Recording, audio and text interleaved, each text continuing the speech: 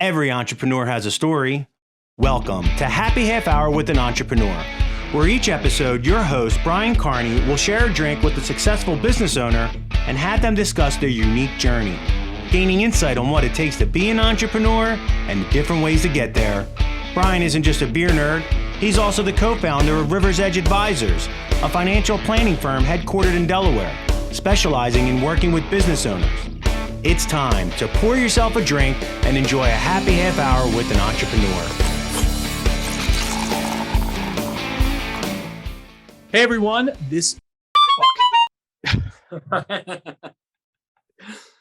least you've got it down pat now. Oh man, what's wrong with me? Right. Hey everyone, welcome to Happy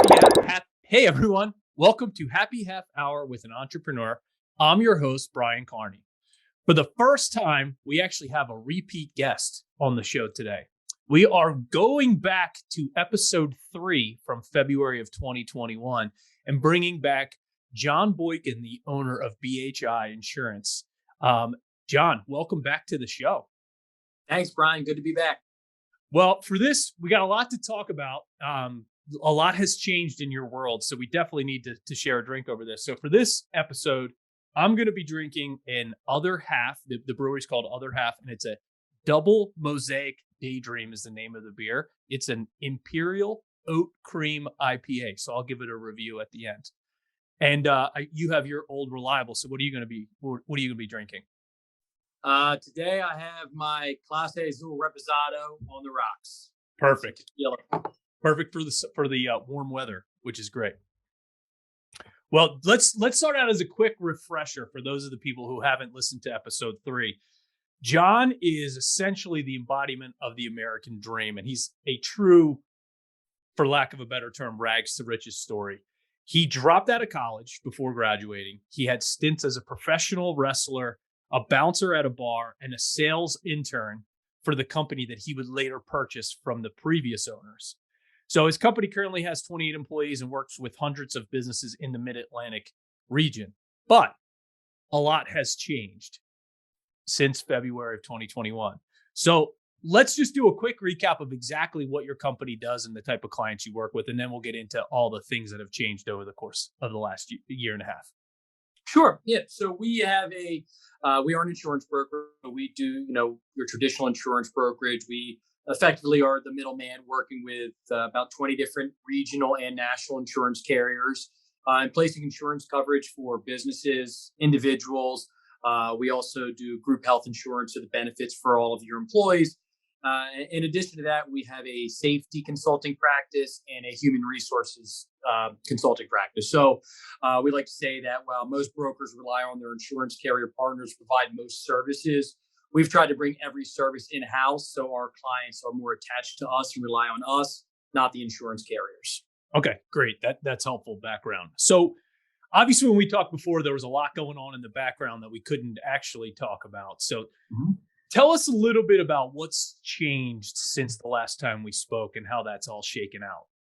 Sure. Yep. So the better part, the first half of 2021 was spent a lot of soul searching, negotiating, due diligence processing, and our agency was acquired by Assured Partners on June 1st of 2021. So a week away from our 1-year anniversary. So I still remain the agency president. So I'm still in charge of things from a day-to-day basis. So our firm is still doing the same type of work, but instead of being a 28-person group with one office in Newark, Delaware, doing just under $8 million in revenue, we're now a national. We actually have some offices outside of the United States as well, but about 9,000 employees. We just surpassed $2 billion in revenue collectively. So a lot has changed from that standpoint. That's interesting. So you weren't actually looking to sell the business, right? So how does this even happen? No. So, I bought the business. I closed on it on Leap Day. So February 29th of 2016. I always say I operated the company like I would sell it at any point. Just, if again, you brought up my wrestling background. As the $1 Million Man used to say, everybody has a price. And if that number ever came, I would sell the company. I didn't own the company because of an ego situation. I never worried about having my name as part of the name of the business. I didn't want to see Boykin Insurance Group or anything along those lines. I certainly wasn't going to give the business to my children, nor would I even sell it to them at a discount. Right. And I certainly wasn't going to hold the note to finance it for them. So, long term, that wasn't going to be part of the play. I believe that we had grown to the point where internal perpetuation wasn't going to be possible, that at some point it would be an external succession. And, over the years, in the 5 years I owned the business, I got calls from, different M&A companies. Within our industry, there has been a lot of M&A activity, both on the insurance carrier side and on the broker side. So I would get calls from time to time, and I would say maybe 3 years prior to closing the deal with the Short Partners, I got a call from their M&A guy in the area, and for whatever reason, and normally I screen those calls, I hang up, but I was driving, I picked up the phone and just had a conversation with the guy. So we kind of went round and round for a few years, just tossing out rough numbers. But it would ultimately always come down to the numbers weren't there. Yeah. Obviously, I never would say I didn't care what I was selling the business for. I cared about what was going to go into my bank account after I paid off. We were very early on into having acquired the company, so obviously there was debt associated with the original purchase, and then taxes obviously come into play as well. So it never lined up right. And going into the winter of 2020, I kind of finally said, you know what? We're gonna scale this business up. We're not going to sell. We're gonna really operate. We're going to invest back in. We opened up a second office in Lancaster, Pennsylvania. We were really going to go that path and look at selling, maybe 5 to 7 years down the road. Right. Well, in January of 21, I got I would say pretty much annual phone call from a Short Partners, and Tim's the guy's name. Tim calls me. I was just getting ready to go through the car wash, and we had the normal conversation of, well, how are things going? Would you be open to selling? And my response was always the same. Well, if you're willing to pay me what I would want, I would be willing to sell, if everything else lined up. But until the price got there, nothing else really mattered. Yeah. So he said, well, what's your revenue? What's your EBITDA looking like? And I gave him rough numbers. We hadn't really closed out 2020 yet, but I gave him kind of where we were projecting. And he, spit out a rough number to me. And I said, well, if that's a real number, I would consider it. Mm-hmm. So from there, signed an NDA, gave them some more in-depth financial projections and information. They shot back a more calculated kind of estimate of where a number would be. And it was a number that I couldn't not explore in more depth. So in early February, we signed a letter of intent, which basically made it an exclusive negotiations. So I never talked to another, while I had talked to other potential suitors in the past, as part of last year's transaction, I never talked to anybody else. I just talked to Assured Partners. I didn't have any representation to take us out to market. So I really handled everything more, if you will. Yeah, I just kind of handled everything. It's I put for sale by owner sign basically on the business, talked to them, and it was lengthy, crazy process, but we ended up down to the wire, but closed the transaction June 1st. That's fantastic. So the number that you had in your mind, where did you come up with that number? Was it just an arbitrary number, or did you come up with it in any particular way? It's probably arbitrary. I think there was a number I had in mind. There was a net number I had in mind. Yeah. Based on, my lifestyle, how long I think I'll live, really projecting conservatively, okay, if I never work again, if I projected, I think I used like a 6 or 7% rate of return from an investment standpoint, which I know you guys are going to get me much more. Absolutely. But not guaranteed, of course. Yeah, exactly. Put your fine print on there for regulation. But no, looking at it as, okay, if I never had another penny of income myself, will what I have in my bank account allow me to continue earning what I earn now and live the lifestyle that I want? Because at that point, I was 39 years old. Like I said, I've never had a budget in my life. I wasn't going to sell my business and then all of a sudden have a budget. Sure. So You on a fixed income, if you will, after that. Yeah. Yeah. Makes sense. So the idea was, okay, well, if I need to net this, if I paid, then from there it's, well, I have to pay off the loan. I have to pay off the government for whatever reason. Nobody's been able to explain to me why I have to give them any money, but I do. So that's really where I backed into it. That's great. So if you could kind of point to one reason, the guy catches you on the phone right before you get in the car wash, there had to be, besides the money, is there a single reason that you can point to say, like, okay, this is the reason, if you really boil it all down, why I sold? Yeah. So I think while I was willing to entertain it at that point, timing's everything in life, right? And I was at that time in January looking at buying a new house. It was a house that had more land, and my son, who's 9, just has never wanted to move. Right?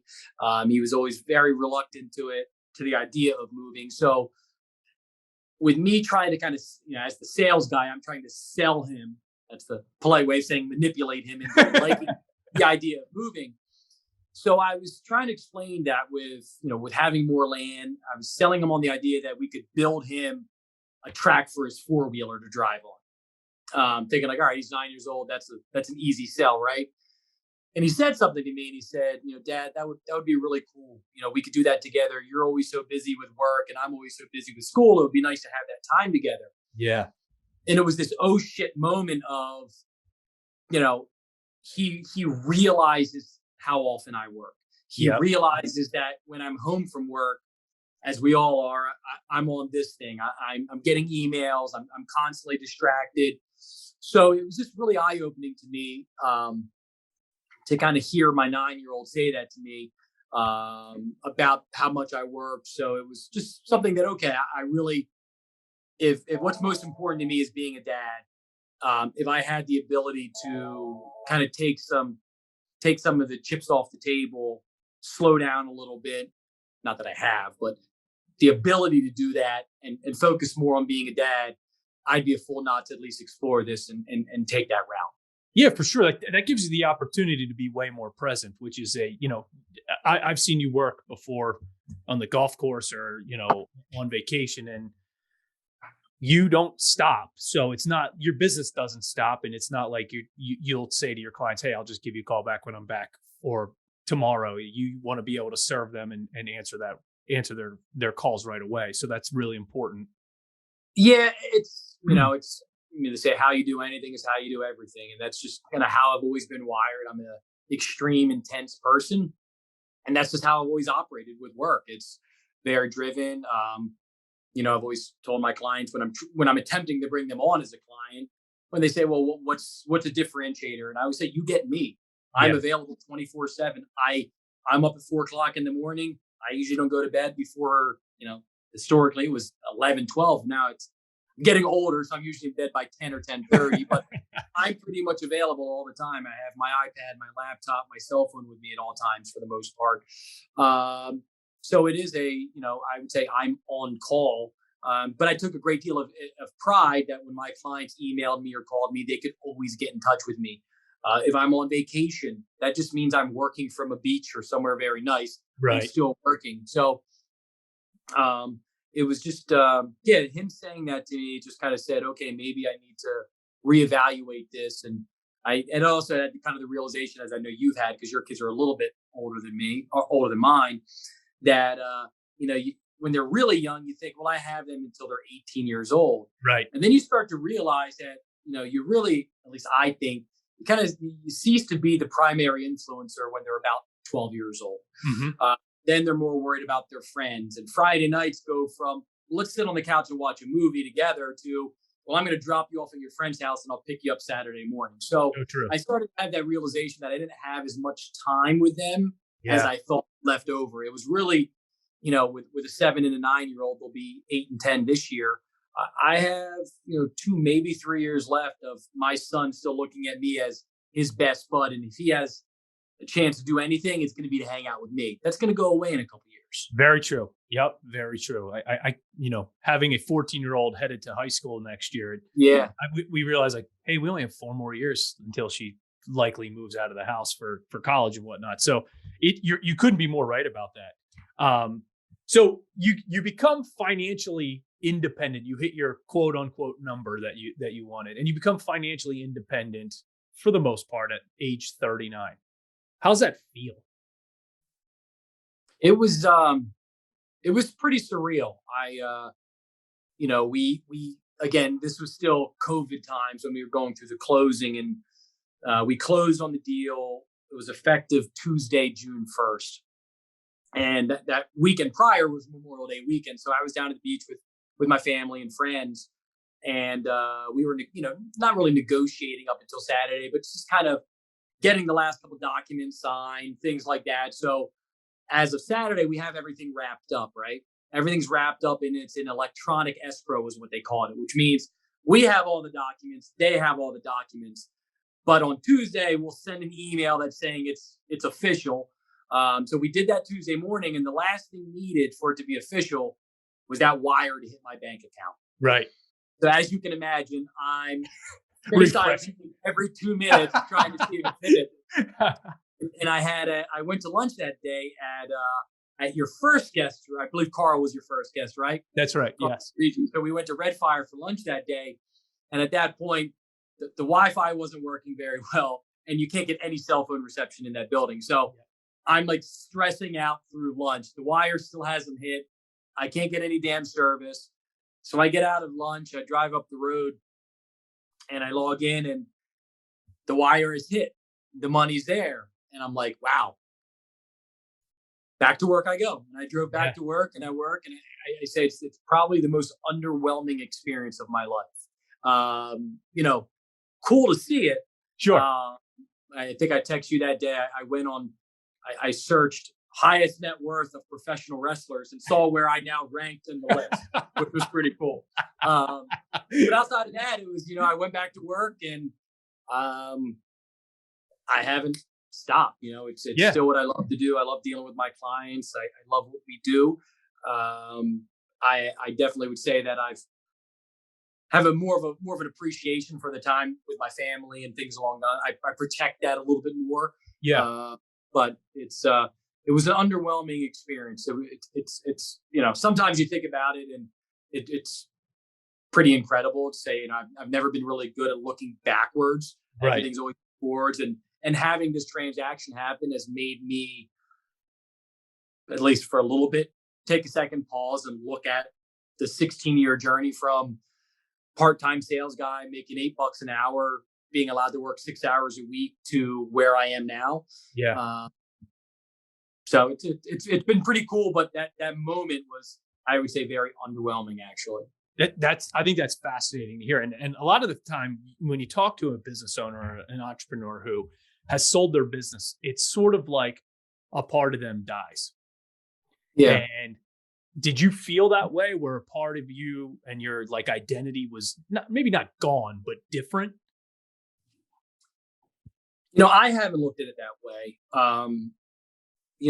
When I look at my professional identity, it was never as the business owner, right? Yeah. It was, I became the owner of the business really through my desire to control my destiny and my day-to-day, my financial, but it was never about being the owner of the business. So when somebody would say, what do you do for a living? I never said I'm a business owner, right? It was always the insurance advisor side of it. That's the part that I really enjoy doing. Yeah. I enjoy winning, right? So I always said I never was chasing money. I chased winning. Mm-hmm. I knew how we kept score was through the financial side of it, but I knew that if I won and won and won and won, money came along with it. So I wouldn't say that I've lost my identity. If anything, I would say it's probably been better defined what my identity is. I think I've realized the parts of the business. I always said that I loved, prior to the close of selling the business, I loved about 90% of my day to day. I loved it. And then there's 10% that I hated, but it was the necessary evil to get the 90% that I loved. Right. Post close, I looked at it and say, why the hell would I do anything that I hate moving forward? You're right. For sure. I don't need to. Yeah. I don't need to do it anymore. So I think it's really allowed me to focus on, and it's not overnight, but it's focusing on the 90% that I love and just doing that. And if giving up that 10% of what I hate means I only get to do 85% of what I love, I'll take that. Yeah. I'm no longer, I don't want to allow stress into my life that's not needed. Yep. So what exactly would make up that 10% that you hate? As you know, and I don't want to say I hate it, but managing the employee side of it, trying to hire people, it's very, very difficult right now. We have aggressive growth goals, and trying to hire people is incredibly difficult. Yeah. Our culture, trying to maintain the culture day in and day out is very difficult. Sure. When it's your baby, when it's your company, you need to be there. Yep. So being in the office all the time. Again, one of the luxuries that came out of COVID was Zoom, what we're doing right now. And we can do this podcast from two separate locations. And Sure. It's allowed me to realize that, again, the part of my job that I love, which is dealing with the clients, being there for the clients, structuring their insurance programs, negotiating on their behalf, I can do that from anywhere. Yeah.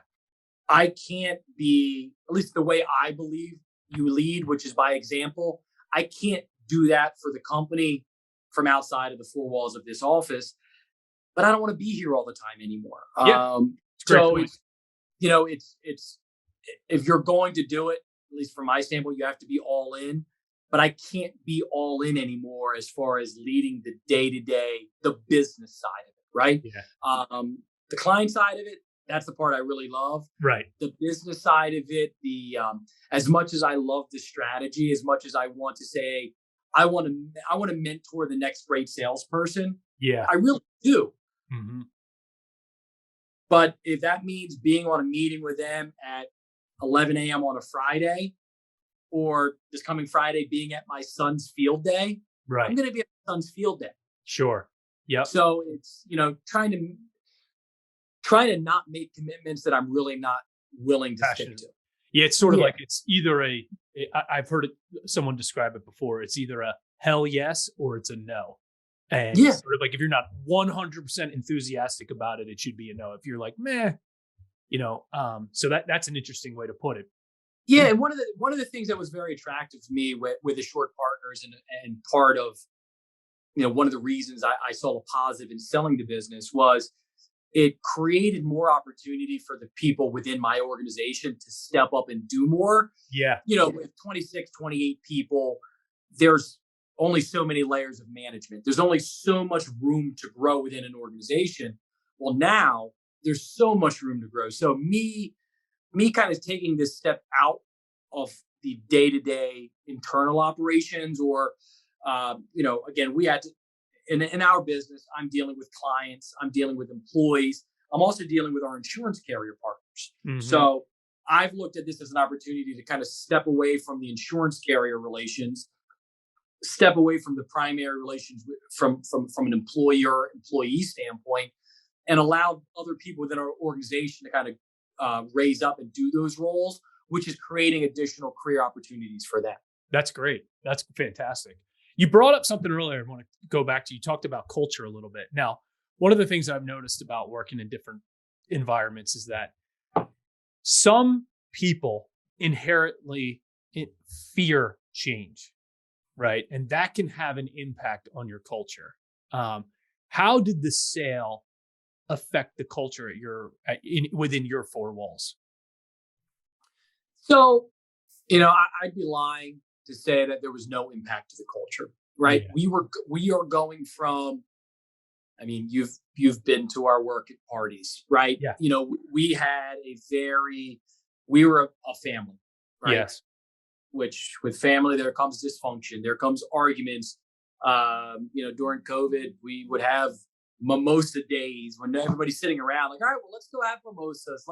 There were things that we could do as a 26-person group that you can't do. Right. You just can't do it anymore, right? Yeah. It's not, at least it's not something that we want to try and push. We're very fortunate. Assured Partners has been great. From a culture standpoint, there hasn't been anything to negatively impact our culture. It hasn't changed our culture. I would just say our culture has evolved into, going from, I don't want to say it was Animal House culture, but it was, right. We had that type of work hard, play hard mentality where there were a lot of lines blurred between, okay, if work ends at 4:30 and then happy hour starts at 5, before this, it was, well, happy hour might start at 4. And it was just how we worked. Sure. It's how I am, right? Yeah. I believe, you have to celebrate success. You have to celebrate win, or what the hell's the point of the hard work? So that was part of the transition. We haven't had the people that, Assured Partners, their whole model is acquire agencies that are very successful and don't blow up what they do, right? Why pay top dollar for something that I'm going to change? Great point. We still run the show operationally from a day-to-day standpoint. There's the same employees that were here before are here now. It's not like they have a compliance person that comes down and posts up in our office. So we're free to do what we want to do. It's really just, making sure that what we're doing doesn't really blur the line any longer of what's personal versus what's professional. Yeah. Hiring in, new diverse candidates, growing the organization.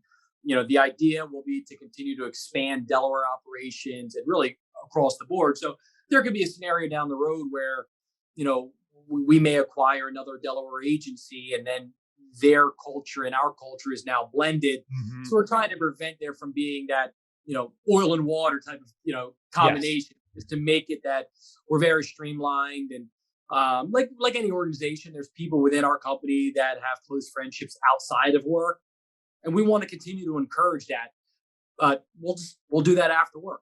Yep. That makes a ton of sense. I want to go back to sort of the process of the sale. So from other owners that I've talked to, and even interviewed on the podcast, they've talked about how the whole sales cycle for selling your business can be an insane emotional roller coaster. Yeah.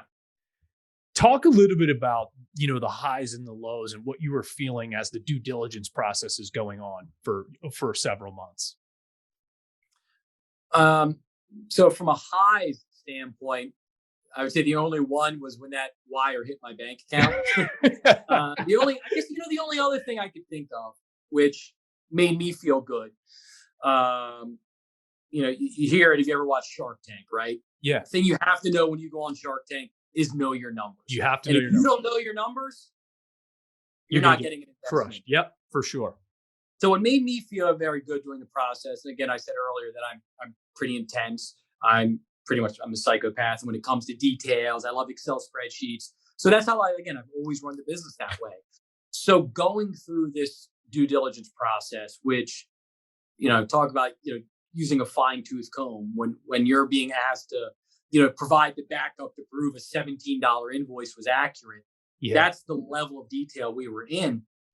And the fact that every bit of information they could ask for, we could easily provide a report to show that information, to the point where they were thinking, oh, wow, we didn't expect you to, we didn't expect you to get us this information back this quickly. Mm-hmm. So it made me feel good that myself, the way I ran the company, and the team around us that could produce this information, that we had done something right. Right. And I do absolutely think that it helped with our valuation. The fact that the numbers that we provided them, that they didn't have to question because they knew we had all the backup and it was readily available and we could provide it. So that would say that was a high. Yep. The lows was just the, again, I mentioned earlier that, we didn't hire another firm to take us to market. We didn't hire anybody else to do all of this information. And we were bound by an NDA. So it wasn't like I could just openly share this information with all the employees and say, so a lot of this due diligence kind of fell back on my shoulders. Yeah. It fell back on my shoulders at a time, which happens to be my busiest time of year as well. So we're wrapping up year end. Most of my largest clients come up for renewal in the first and second quarter. So I'm trying to manage all of that, but then have this, momentous project behind me, which would end up ultimately being the biggest decision I will ever make in my life professionally. Yeah. No pressure. So you're trying to do all of that. And the really crazy part about this is, we were, still negotiating numbers. So you're going in with this kind of good faith that we're going to come to terms on a final sale price that gets us to the finish line. Yeah. But we didn't have that number until we were pretty damn close to the finish line. Mm-hmm. So it was, I've said many times that I genuinely mean it. Had this deal fallen through, I wouldn't be selling this business in the next 10 years. Yeah. I would never go through the due diligence process. It's just, and I've had clients that have sold their businesses before me and after me. And they all say the same thing. It is because you have to get yourself emotionally ready to make the decision. Right. So once you come to terms with, okay, I'm going to do this. Yeah. Now it's kind of like if you're working on a big deal. Yep. Once you're getting close to the finish line, you're already spending the commission. Right? You're like, right. But that's like 80% chance happening. So, I'm going to finish the basement, or what, my kids really want this, or we're going to book that vacation. So as you're getting closer and you're starting to say, going into it, it was more the pessimistic side of me saying, okay, this probably isn't going to happen. Don't get your hopes up. The rug's going to get pulled out. They're going to try to change this number. And then as you're getting further and further into it, and you're saying, okay, none of that has happened yet. And I'm starting to really like the idea. You're learning more. You're talking to other agencies that they've acquired and how great it is, and how it's a cultural fit. And you start to think, oh, I really want this to get done now. I want this to happen. I really want it to move forward. And it's nerve-wracking, but it happened. Did you ever get to a point where you said, screw it, I'm not doing this? No. That's good. I never got to that point. Even when you're negotiating the sale price and things like that. I wouldn't say it never was heated. It was always, for the most part, you know how I am. I mean, I like to have fun. Most of the stuff was, I was taking it with my typical self-deprecating sense of humor. Sure. There were a couple situations where you're negotiating large dollars, and you have to sit there and say, this is what it is. Yep. So I wouldn't say that there was any take it or leave it moments. But there were definitely situations where I've dug in, you've dug in. We may have to take a day or two and come back and see if there's somewhere where we can meet, but it's not going to be in the middle. Yeah, right. And I had to operate with that mindset of, I will never get the opportunity to sell my business again. There's not a do-over. It's a good point. And I knew the value we brought to the table. I knew what our numbers were. I knew what our numbers are going to be, and did not sell ourselves short.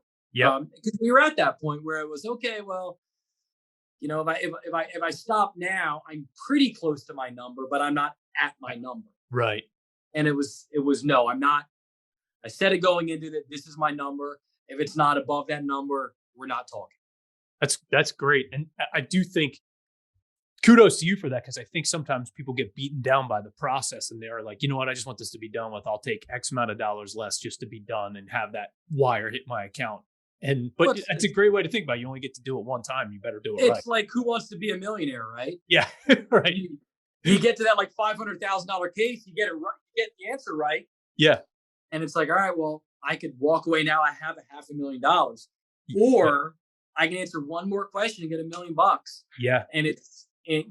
And I didn't look at myself gambling that much, because I knew if the deal fell through, I was running an incredibly successful business. Yeah. We were growing. I was having fun every single day. there was really no downside. Yeah, I was going to say the quote unquote. Through. Yeah, the quote. I just wasn't going to be willing to go through the damn process again. Right. Yeah. If it fell through. Yeah, the quote unquote worst case scenario wasn't that bad. In fact, correct. Pretty good. Yeah. Yeah. Yep. I looked at it. It was really, for me, it was a win-win. Yep, definitely. If you could give advice to other people contemplating this process, other owners contemplating selling, what is there one piece of advice you would give to them? Know your worth. That's good. You know? Yeah. You know, you don't want to sell your house in a downturning economy when you're about to go through a divorce, right? Right. You have to sell it. Yes. So to me, my advice would be to know your worth and have an exit strategy to understand, just like you should plan, we would do 1 year planning, 3 year planning, 5 year planning, and then beyond from a business point. Know what you want to do next year, the next 3 years, the next 5 years, the next, however many years after that. And I think being realistic with yourself and your business, understand, I saw a lot of risk in our business, right? Sure. I see fintech is investing heavily to take, if you take the broker out of the transaction, you take a lot of the expense out of the transaction. Sure. Yeah. If, I keep saying, if Amazon decides to sell homeowners and auto insurance, there goes a portion of our business, right? You have the government wanting, at least some in the government, wanting a single payer healthcare system. Yeah. Well, single payer healthcare system comes into play. There goes our employee benefits operation. Such a good point. Yeah. And I think if you're too arrogant and realize that there's no risk to your business, you become blockbuster, right? So understanding where you are in the cycle within your individual business, but also within the cycle of your industry that you're in. Yeah. And what are do a SWOT analysis for your business as well as your industry, and understand where you are within that cycle, and then understand where your exit is within that cycle. And make sure you're gearing up and being ready. And then again, like I said, use the $1 million man mindset of, everybody has their price. Understand what that number is. Understand what you need, because if somebody offers it to you, you can't always sit on it that long. You have to really be ready to rock and roll. And again, if you miss it, what was it? Blockbuster had a chance to buy Netflix. For $50 million. Yeah. And they didn't want to. Yeah. Well, how's that going? It's kind of interesting too. You have to be equally prepared to say no as you do to say yes to the right thing. So that's interesting. It's knowing it's almost like if you're going to be given a multiple choice question, knowing the options ahead of time. Right. Yeah. Right. And to know what the scenario is, because it makes it, because it's an emotional process. It is something that I kept towards the end when I was back, I kept saying, if I don't do this, I'm a bad dad. Right. That's what I started saying that to myself. Yeah. If I say no, it's not bad for any of my clients. Yeah. It's not bad for any of my employees. Yep. I think it's good for a lot of clients. I think it's good for a lot of the employees, but at a bare minimum, nobody suffers in this process. Nobody loses. And then, once I got to that phase, I could look at it very selfishly and say, okay, this is really, really good for me. This is really, really good for my family. Yeah. Great. So point. if nobody loses, and, of course, in any deal, there are bigger winners than others, but, nobody lost. Everybody in our company got a bonus from the transaction.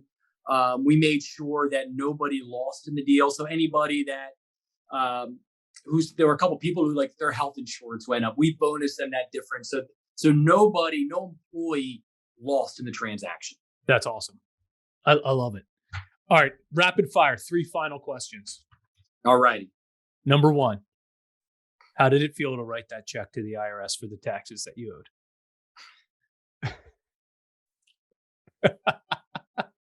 What is this show rated? We don't have an explicit, so it was it's very painful. It was very not that I liked tax season anyway. I mean, it's always, I always said, when you go to the store and you buy something, you get a receipt, and you at least know where your money's going. It's very, very, very, very painful. And I think moving forward, when I hear people say something about paying your fair share, Yeah. I took pictures of the checks. Right. So moving forward, I made more in taxes. I paid more in taxes than I earned my entire life up until that point. Amazing. That's an So, amazing way to put it. it's and you can look at that and say, okay, well, I'm fortunate to be able to write those Of checks. course. Yeah. And there's truth to that. Yeah. I don't complain about it. You certainly don't hear me complaining to other people about it. Sure. But could I think of a lot more fun, cool thing to do with that money? Yeah. Yes. All right. That's a good way to put it. Second question. Have you calculated the return on investment from the time you purchased the company in 2016 to the time you sold it in 2021? And not that you have to share that number. And have you ever made a better investment than that one? No, it was more than 4x. Okay. That's great. 4x, about 4x in 5 years. That's awesome. Yeah. And the most important question.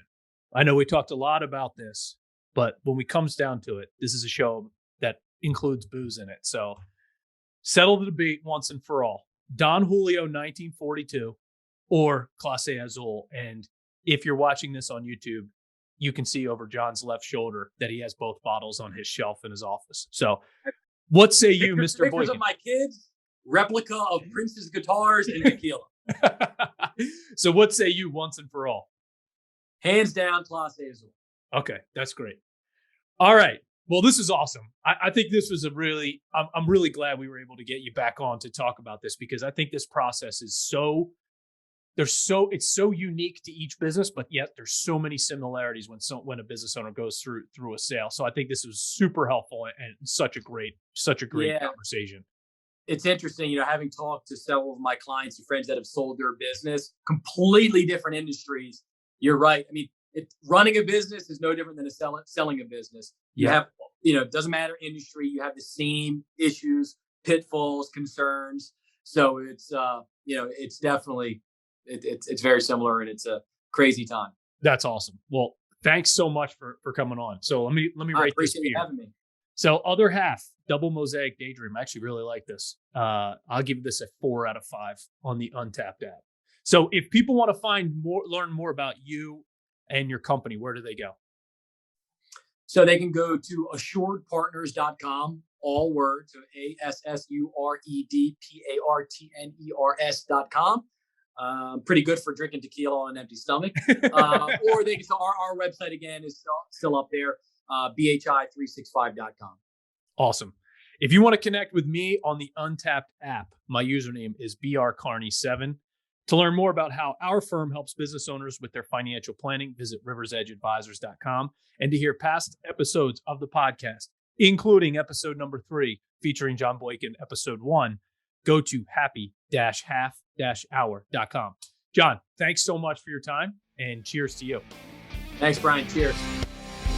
Thank you for listening to Happy Half Hour with an Entrepreneur, sponsored by Rivers Edge Advisors. For more information on how Rivers Edge Advisors can help you, visit their website at riversedgeadvisors.com. If you'd like to connect with Brian Carney for business advice or just to share a beer, follow him on Instagram at riversedgeadvisors_LLC.